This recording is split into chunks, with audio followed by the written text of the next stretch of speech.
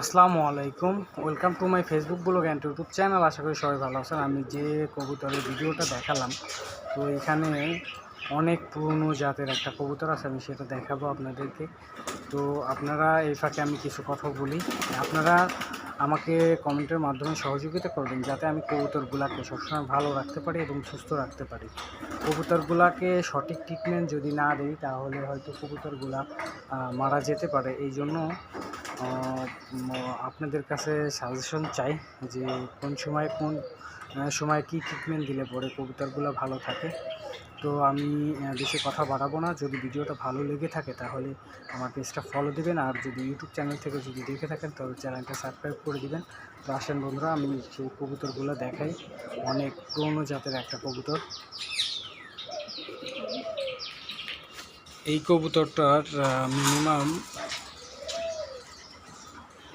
20 বছর বয়স হয়েছে আমার জানা মতে, যার থেকে কেনা হয়েছিল সে বলছিল।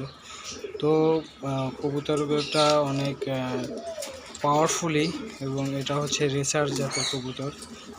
অনেক ভারী, মানে হাঁটতে ওদের অনেক কষ্ট হয়।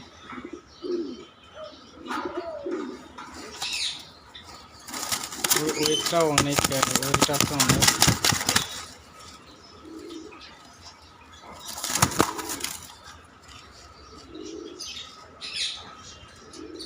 এখানে আর দুইটা কবুতর দেখেন।